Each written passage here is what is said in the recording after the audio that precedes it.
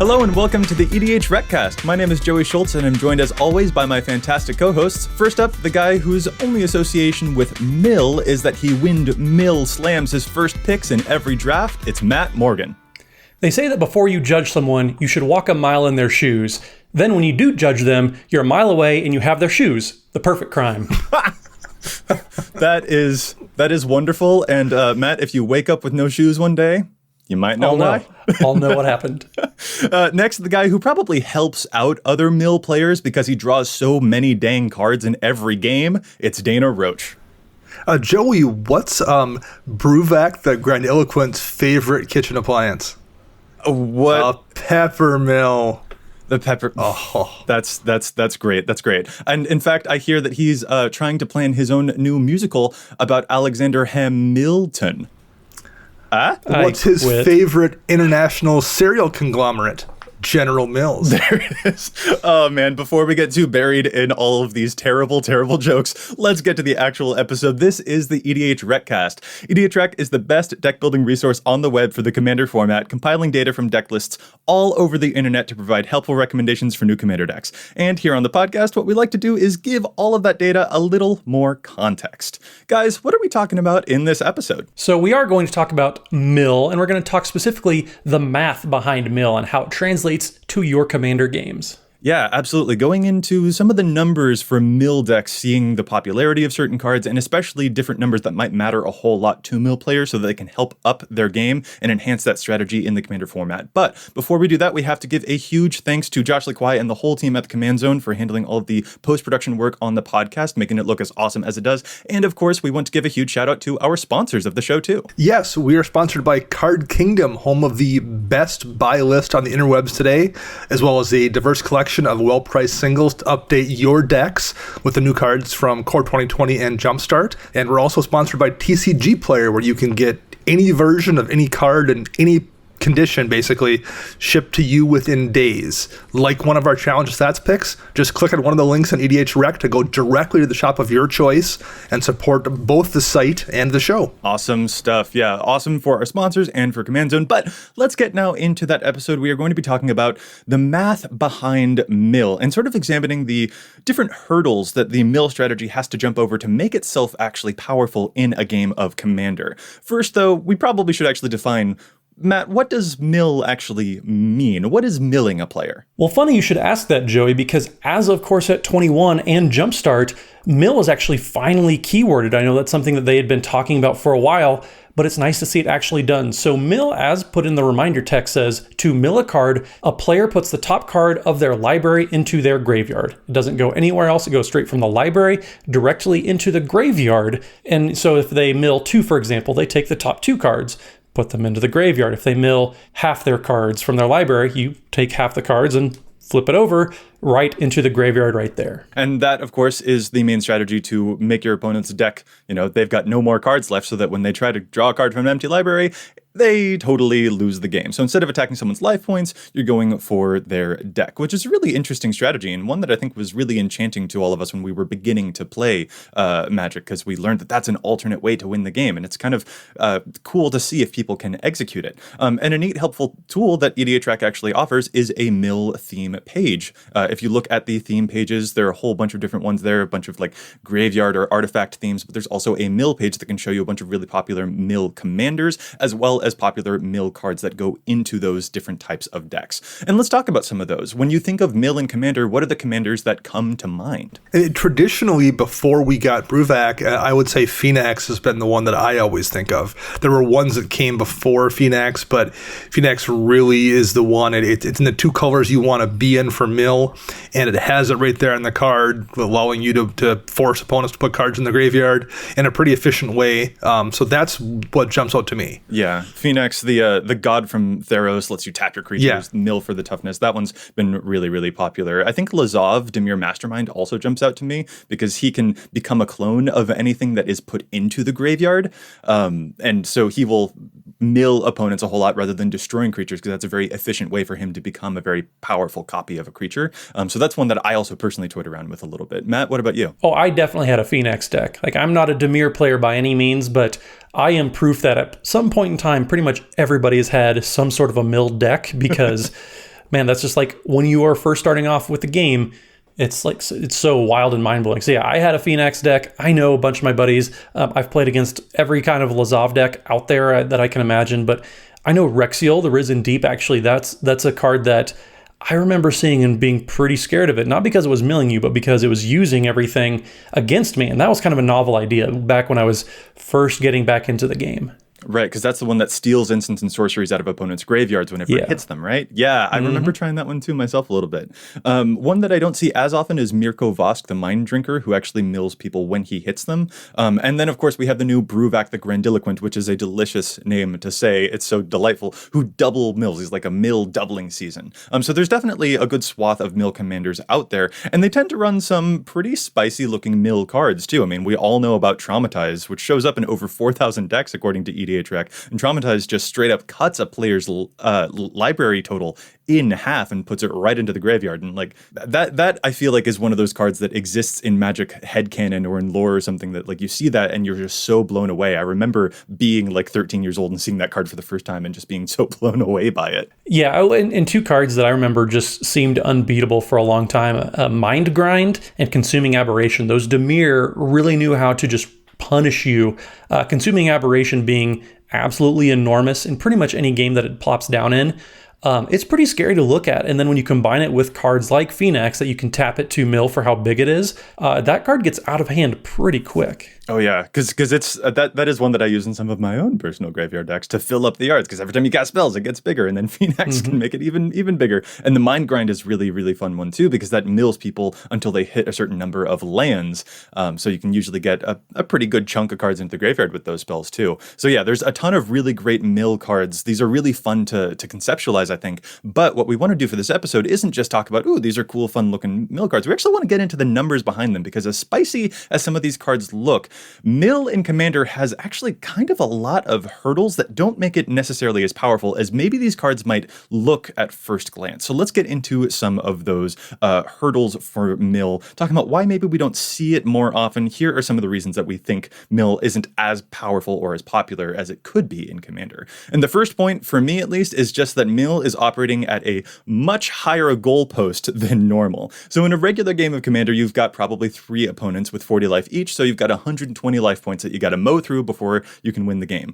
Well, automatically, as soon as you're talking about mill, if that's your strategy, instead of attacking players' life, you're attacking the libraries, now you've got 3 players with 100 cards each. So that's 300 cards that you got to get through. Let's not actually just stop there, because obviously one of those cards for each player is a commander, so you can remove 3 cards there. They have 7 cards in their opening hand, so you can remove 21 more from that. How long will the games go? Maybe 10 turns or so. You can probably subtract 10 draw steps from that, possibly. And of course, everyone's going to be drawing extra cards every game. So, subtract a bunch of cards for that. I'd say, wager around, instead of 300 cards, you've got maybe 240 cards that you have to get through, 220, somewhere in that ballpark. But even if your opponents are drawing a lot of cards in the games and doing some of that work for you, you have probably a 2 times higher total than the opponents who are working on life gain. You've already set the bar way higher for yourself if you're trying to attack people on the plane of mill. And that is a definite hurdle for mill. Yeah, and we talk about how many more cards people have in their library versus life points that they traditionally have. That's one of the big reasons that mill isn't very powerful in 60 card formats as well. Mill is, people try to make it work every now and then, but having such a considerably higher amount of points that you have to work through compared to life totals, it definitely kind of sets you back at a disadvantage from the very get-go. And I think that's kind of discouraging for a lot of players, because it is so much harder to obtain. Well, and not only do you have to cut through essentially twice as many, resource points, if we refer to life as a resource point as well as cards in the library. Point number 2 here we'll go into, you are all alone for the most part when you're doing this. Right. If you're trying to attack someone's life total, your opponents are very often going to be helping you do that. So, if you have to cut through 40 life on this player's turn, somebody else might very often take care of 39 of that life. Like, there's plenty of times I've, dinged someone for that one last point. That, for the most part, isn't going to be happening in Mill. You're just not going to be building off the activity of other players very frequently. Yeah, sure, on occasion, somebody will be playing a straight Mill card, or they'll mill themselves in a Reanimator deck or something, and maybe you'll get lucky. But for the most part, it's just going to be you doing all the heavy lifting. So you're dealing with twice as much damage, or twice as many resource points to go through to get them dead, without the assistance of 2 or 3 other players helping you out. Yeah, it's and I gotta say, sometimes I can only deal 28 damage to Dana, and it's because of the 12 damage that Matt dealt to him earlier in the game that I'm finally able to take him out. Yeah, exactly. Or the 10 I've dealt to myself with Ancient Tomb and taking cards off Sylvan Library. There you go. Well, and another point, too, that kind of bleeds into or comes out of what Dana was just talking about is you can only really focus on one opponent at a time. One of the things that we kind of talk about is having each opponent effects versus target opponent. And if you look at a lot of the very popular Mill cards, it's a lot of target opponent, not each opponent. So, you have a card like Fraying Sanity that just, it would be much better, but man, the fact that it's enchanted player, not every player, you can only curse one person with Fraying Sanity. Whereas if you have something like a Grey Merchant of Asphodel, that hits each opponent, even though you're in the same colors as the traditional Mill deck. So having cards that actually can hit each opponent actually is kind of a rarity. It might be, during each player's upkeep that something happens, but then that also gets you too. So having enough types of effects, I should say, that are going to hit each opponent versus a target opponent is one of the reasons that Mill may not be able to carry weight very often. Yeah, absolutely. That is one of the things that I think can be especially frustrating. There's no way for you to have one big, like you mentioned, Grey Merchant of Asphodel. Like, I've hit a devotion for like 20 and just totally clocked the entire table at one go. But Mill does traumatize as a single player. There are some versions of Jace that mill, but they're always a single player. There's the things like, I think it's Mind Funeral. We mentioned a couple of cards earlier, like Mind Grind, which does, mill all players, but those are a rarity. We run out of those, like the field runs really dry on mill cards very, very quickly, and they tend to be one-shot spells that target a specific opponent and mill for a dozen cards or so. And so that makes it very difficult compared to some of the other win condition options that we see in Commander that do affect all of your opponents all at once. So that is definitely a hurdle, because taking opponents out one at a time can leave you open to a whole lot of messiness if the other opponents are able to survive and then get their plans going before you're able to mill them out. That's definitely a weakness. Well, and it also puts a lot of pressure on the cards that hit each opponent. Mesmeric Orb, is a $25 card right now because it's so good, because it is one of the few cards that does hit each opponent, because whenever a opponent becomes untapped, that permanent's controller. So everybody's surely going to be tapping, lands for mana, tapping creatures to attack. So punishing everybody when they do that and playing the game, it requires a lot of people, that are looking for Mesmeric Orb. So just price-wise, it makes some of the premier Mill cards fairly expensive. That's a great point. Absolutely. Well, and even if you are somehow able to hit multiple opponents at once, then we have point number 4 here, where there are cards like the Eldrazi Shufflers from the original run of Eldrazi in Rise of the Eldrazi that just turn your strategy off entirely. Kozilek, Butcher of Truth, is in over 12,000 decks, and Ulamog, the Infinite Gyre, is in over 11,000 decks.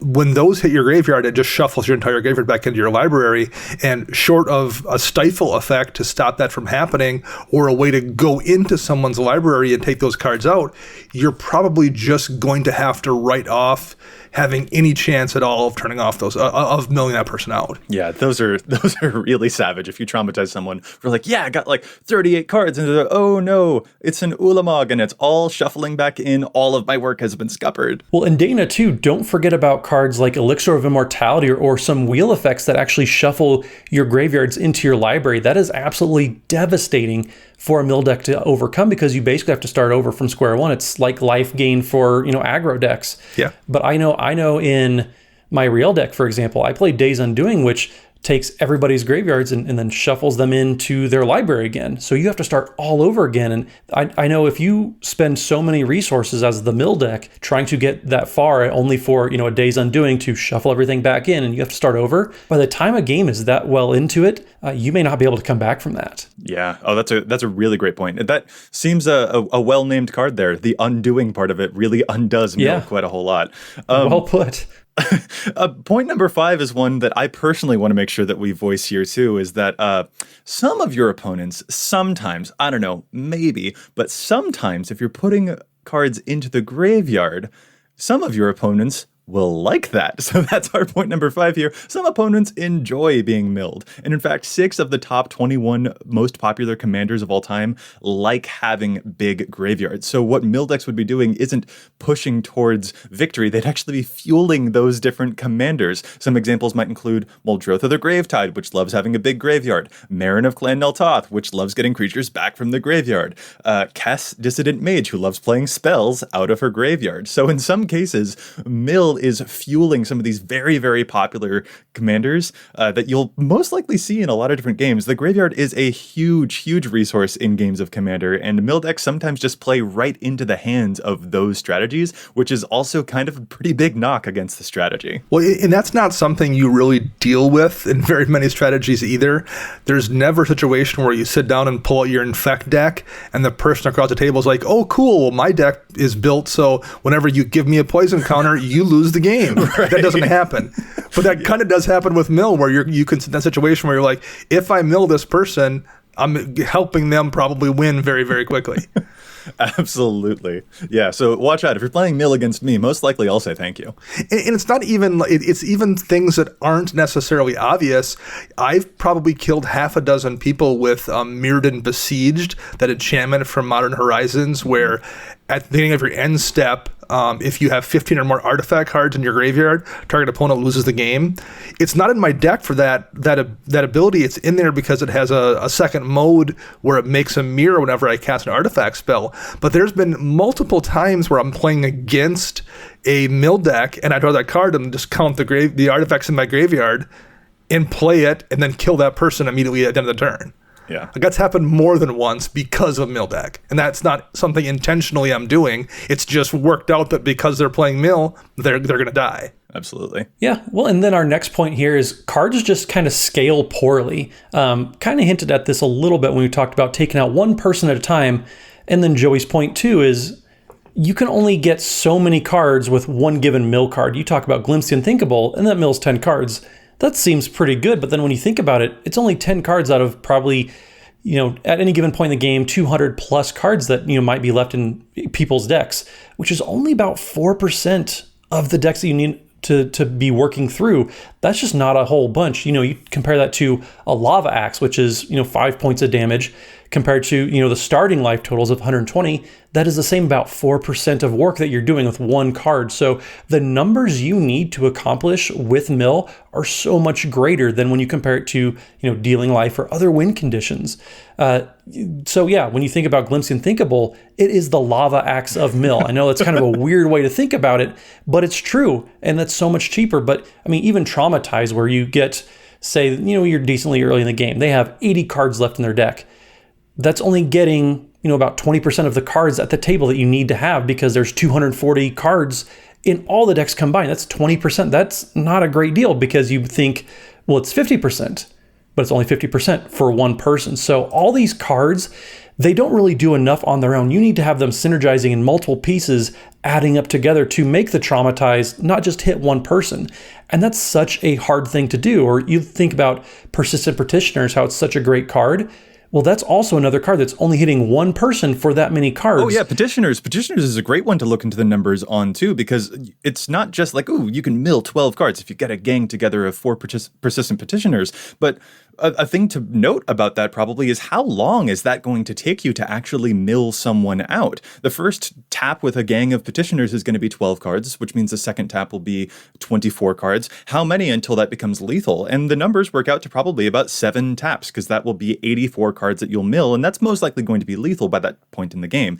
And the thing to remember here is that you're probably not assembling a bunch of Petitioners until you're at least on turn 4 or so. So that's probably 7 turns, assuming no one messes with that strategy, or maybe if you get more of them. Like, that's just something to definitely keep in mind if you are pursuing that type of strategy, is that even that can take a very, very long time, and you are just hitting a single player, and Yeah, that scale is definitely something that you need to look out for. Matt, like you were talking about with the Glimpse the Unthinkable and the Traumatized, like those are one-time effects, and the numbers are actually pretty small, and you have to find a way to sort of amortize those over the course of the game to make them actually meaningful. Well, and you have cards like Mind Grind, for example, that looks on paper to be a very good card for mill strategies.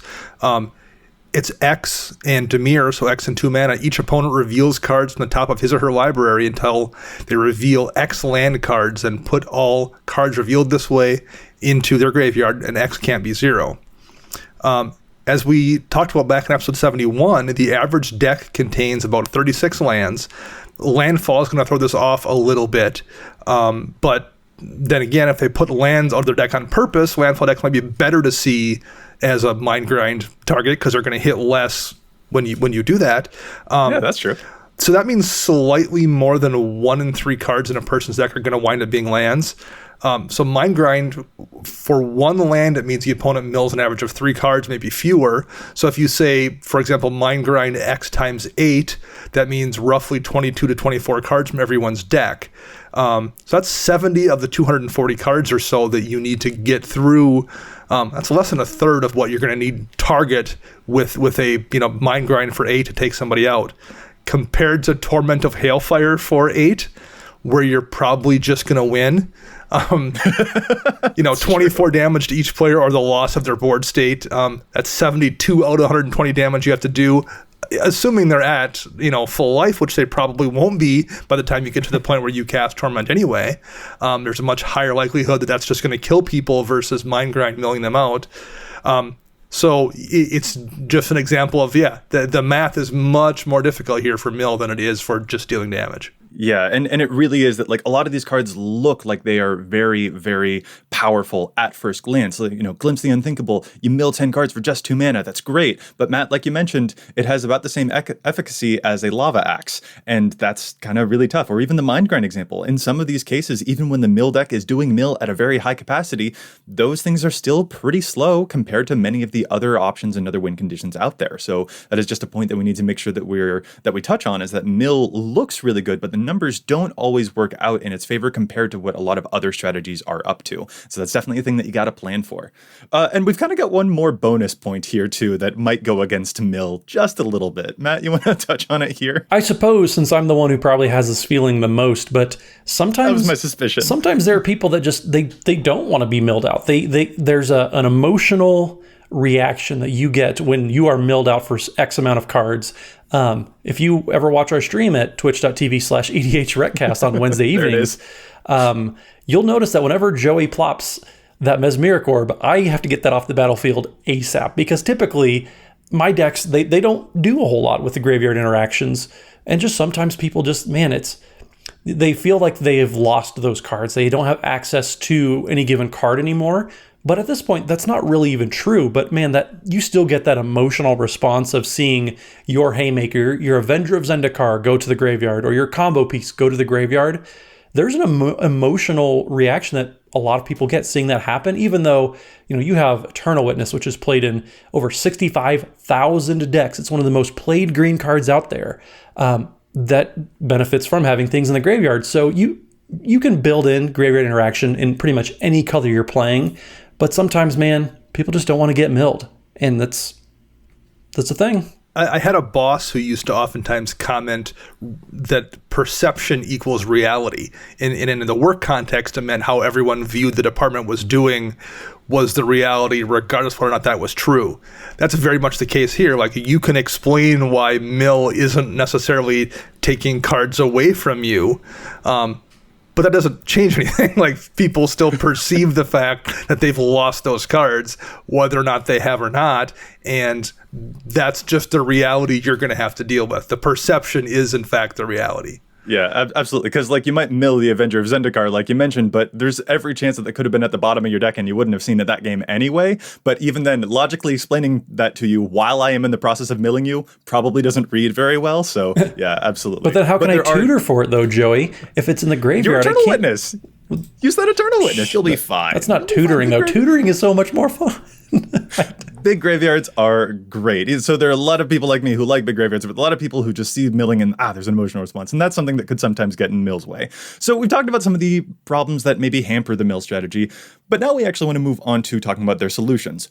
Of course, before we do that, though, we've got to go to our classic segment, Challenging the Stats. There's a lot of data here on EDHREC, but we don't always agree with it. Sometimes we think the cards are seeing too much play, sometimes they're seeing too little play. So what we'll do here is challenge those statistics. Dana, how about you start us off this week? What is your challenge? My first challenge is Veilstone Amulet, an artifact from back in the Time Spiral block. It's 3 mana, and it says whenever you cast a spell, creatures you control can't be the target of spells or abilities your opponents control this turn.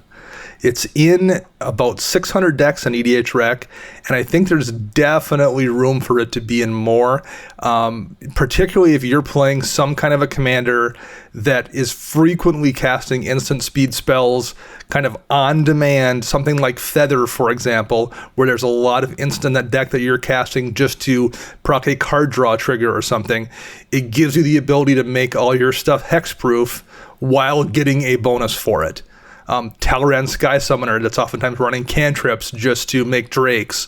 It's protection that doesn't require you to do anything with a thing you were already doing. Love it. And it's in less than 12% of Feather decks, and Talrand isn't even on the list. Man, I am one of those players who's using Veilstone Amulet. That is a Future Sight card that I forgot existed, but as soon as I saw it, I was like, Feather, this needs to go in. And there are tons of Spellslinger commanders that would make great use of that. I can't believe that's in so few decks. That's a great pick. Really, really great one. Matt, how about you? So my challenge this week comes to us from a listener, actually. So Ryan Neitzel submitted a pick for Snapdax Apex of the Hunt, which is the new Mardu commander with Mutate. You know, that mechanic that nobody really knows how it works, but...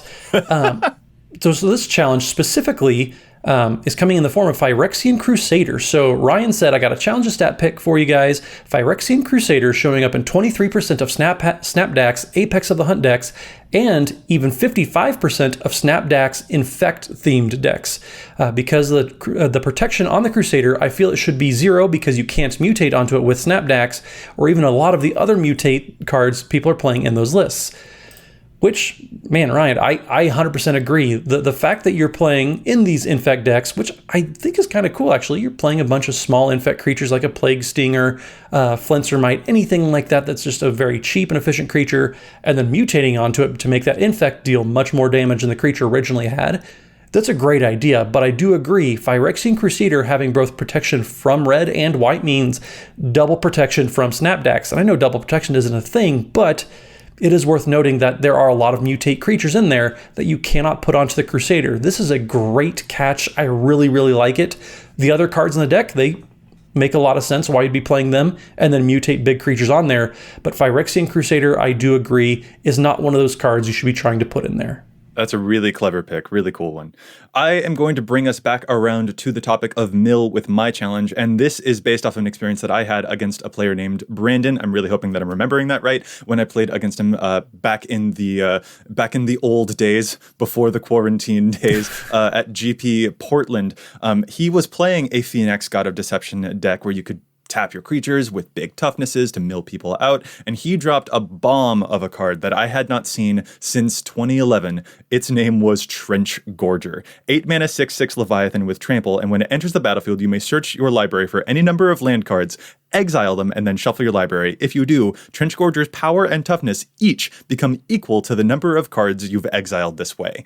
So what you do here with the Phoenixes, what you do is you drop the Trench Gorger, get rid of all the lands that are left in your deck, and make it about 30 power, 30 toughness, and then clock people. And what he was able to do in that game against me was also untap it immediately with like a 1,000-year elixir or some type of effect, and then clock me once again, and I was immediately down almost my entire deck, and I was very, very dead by his next turn. This is a very clever pick for Phoenix players. It only shows up in about 573 decks on its own. And that's probably fine. Even the big C creature decks are a little skeptical of getting rid of all of the lands in the deck, especially if the Trench Gorger goes away. But for the purposes of Mill, this is a really, really scary one. It doesn't show up on Phoenix's EDHREC page at all. But man, this one terrified me when I saw it, and I just thought it was a really clever pick. So I want to give a shout out to that listener who I got to play against in Portland. It was a really, really fun time. Which now brings us back to the rest of our main topic. We're going to start talking about what are the solutions to Mill. How do we help it out? What are some points to Mill's benefit? And actually, since we did spend a little bit of time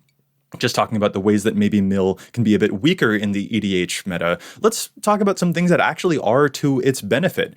One thing, for example, that I'd love to throw out there is that Dana had mentioned the Eldrazi shufflers that can reshuffle players' decks, but I feel like that is more rare compared to some of the other strategies out there, such as life gain, which can really hamper aggro strategies. Like, this is usually a very limited resource that doesn't get refilled very often, is refilling someone's library, compared to stuff like life gain. So I think that that actually can sometimes be something to Mill's benefit. You do know basically exactly in the average game about how many cards you need to do, and that number isn't usually going to go back up all that much. Well, and one thing that I appreciate about Mill that, can be a benefit is, I said that sometimes you need a lot of help for individual Mill cards to be good. It is actually pretty easy to accidentally combo people out with Mill. You have the Helm of Obedience and Leyline of the Void combo that pretty much any black deck can be playing. We also have Traumatize plus Bruvac, the Fancy Pants, whatever his last name is, the one that you like saying all the time, Joey. Grandiloquent. But that basically turns Traumatize into 5 mana, kill a player, which is very powerful. So a lot of these kind of synergies that you build up, individually they're not very good, but when you have some pieces together, they can be game winning. You talk about Duskmantle, Guild Mage, and then Mindcrank. That's a win condition right there. Yeah, absolutely, because that's a very cyclical thing. The Mindcrank will say, oh, did they take damage? They're going to mill a card. And then the Duskmantle can be like, wait, did they mill a card? Now they'll take damage. You can create that infinite loop. The Helm of Obedience with Leyline of the Void that you mentioned is really great because that removes any cards going to the graveyard. So when Helm of Obedience tries to mill someone for a certain number of cards, those cards never actually hit the graveyard. So, per the Leyline, so you can keep on milling them until their entire deck is gone. So yeah, there's a whole bunch of really fun stuff that you can do there too.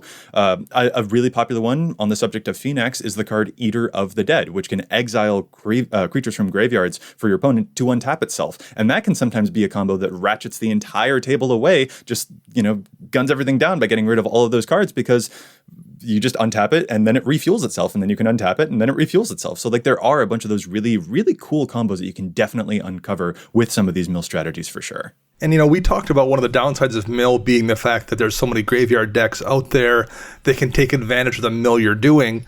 You can also take advantage of the mill you're doing. Like Rise of the Dark Realms is a win condition if you want to run it in a mill deck. There are things that you can also do with your opponents putting those cards in the graveyard that's really difficult to do outside of a mill deck. You don't want to devote slots to having your opponents put stuff in the yard for the most part if you're not playing that kind of deck. But if you are playing mill, it's much easier to put in that Animate Dead or that Rise of the Dark Realms to really take advantage of those things. Yeah, and another thing too is, like I'd mentioned life gain earlier, which can really be to the detriment of some aggro strategies out there. This is a strategy that doesn't care at all about life gain. And particularly, it's hard to blank this type of strategy, mill, with stuff like fogs, which, Matt, even just playing against you, there are a lot of turns that you've had where a single fog would have completely saved my butt in those games. And that's not something that mill is susceptible to. Like a ghostly prison is not something that mill cares about at all. So you do have some cases where the cards that your opponents do have are kind of just blanks against this particular strategy. And that is definitely a benefit. Yeah, I've been blown out and I've done plenty of blowing out with fog. So yeah, being able just to circumvent traditional win conditions is nice. But then when you think about it, there aren't a lot of ways that you can just blatantly circumvent mill, when it's hitting you. It takes a lot of work and they're not very common. So yeah, it is hard to have protection from mill, like fog would be a protection from combat. Yeah, absolutely. And the final thing, I guess, also is that I expect this is something you can take advantage of in games, is that mill will probably be underestimated. Given the points that we mentioned earlier, people might think that they have a handle on what mill is up to, and that, hearing some of the math behind it might be like, oh, well, those cards don't scale as well to the game. I feel like I have more time to deal with the mill player before that becomes a problem compared to the aggro player on the other side of the table. That might be something that you can take advantage of if people underestimate how well a mill deck might perform. form. So that is definitely something to keep in mind too. But aside from just some of the points that maybe are going to work towards Mill's favor, we came up with a list of 5 Mill commandments, things that we think that a Mill deck really, really needs to keep in mind to make sure that its strategy is as potent as it possibly can be at a game of EDH. So let's go through those now. Number 1, Mill must run Graveyard Hate. I would argue every deck should run Graveyard Hate, but Yeah, you would. Mill decks absolutely have to. So much of the format is built around doing things with the graveyard. You stand a really good chance of encountering at least one deck in your pod that benefits from you putting stuff into their graveyard. Or they'll have the Eldrazi that reshuffles, or they'll have something that takes advantage of just putting cards in the yard. Occasionally that's going to burn you and it'll make your Consuming Aberration worse or your White of Precinct 6 worse.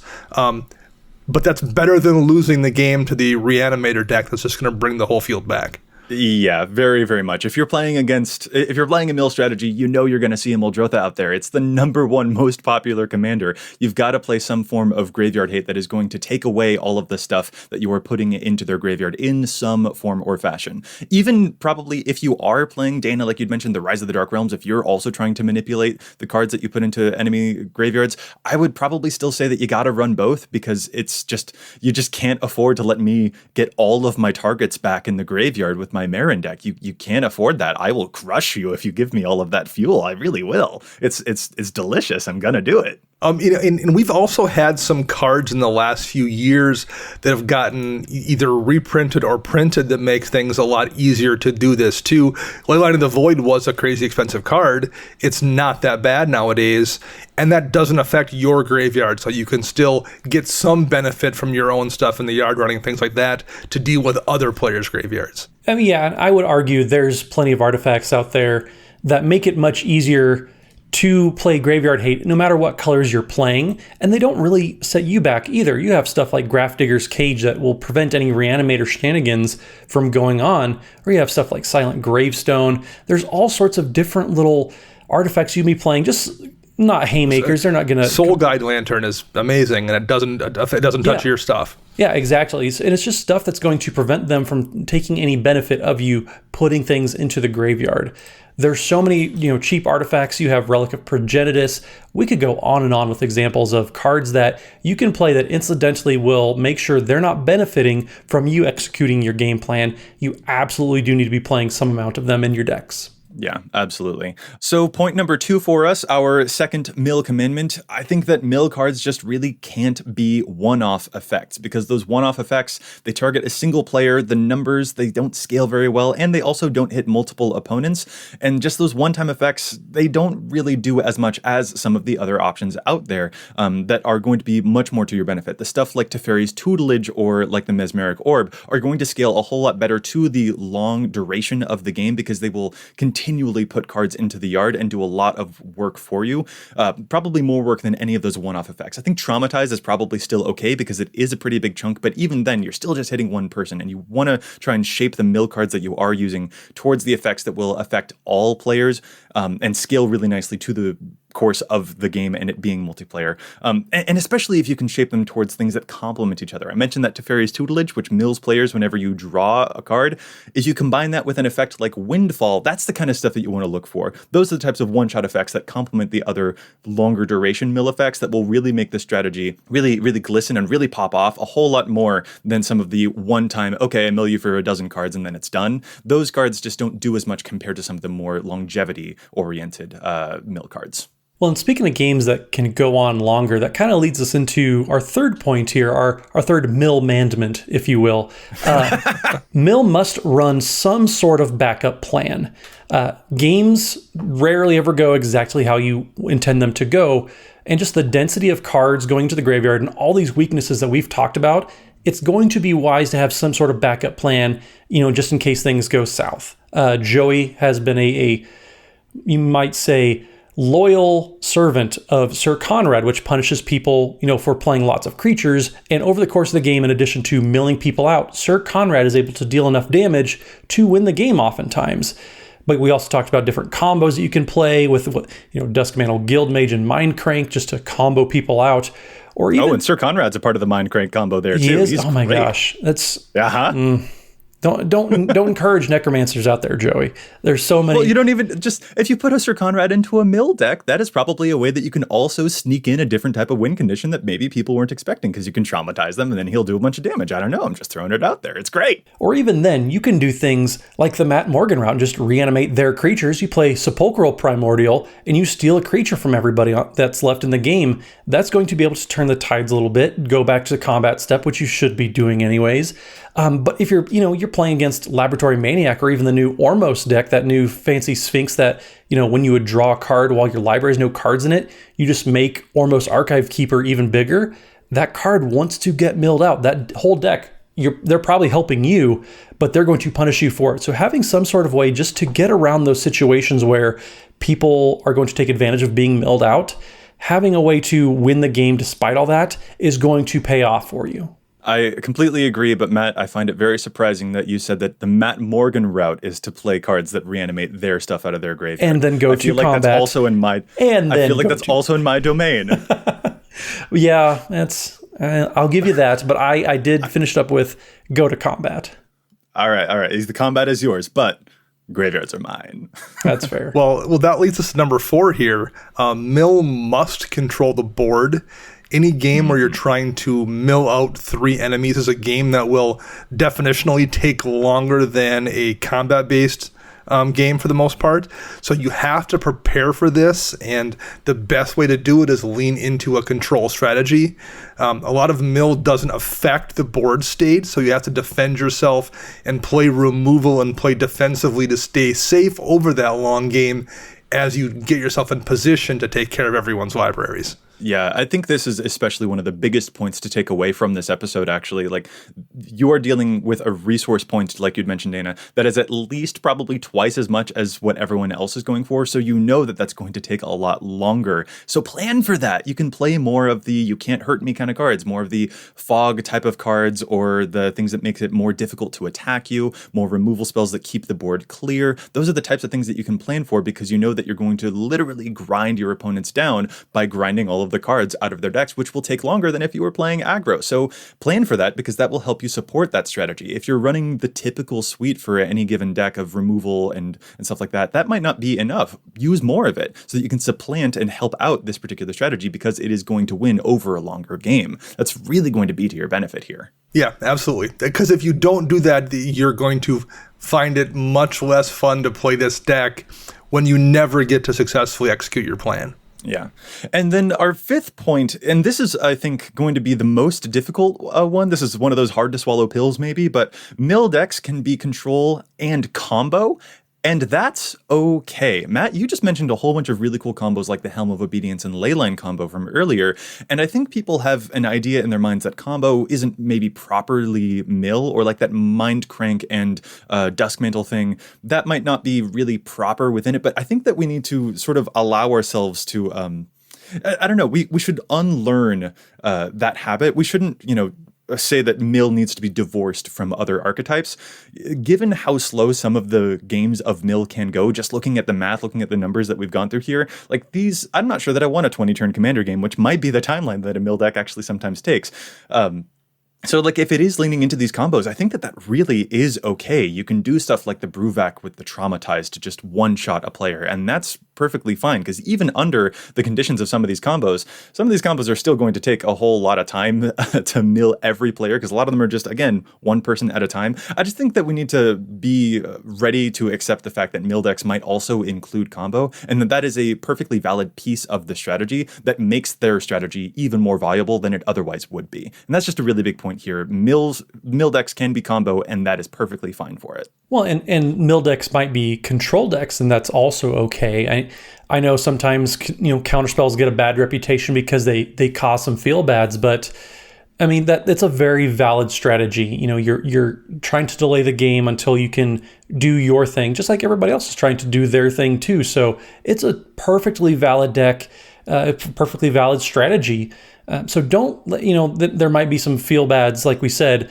Have those conversations about it and just say, hey, I'm just trying to play, my style of deck just like you are. So find a way just to navigate that and make sure that everybody's on the same page with these decks.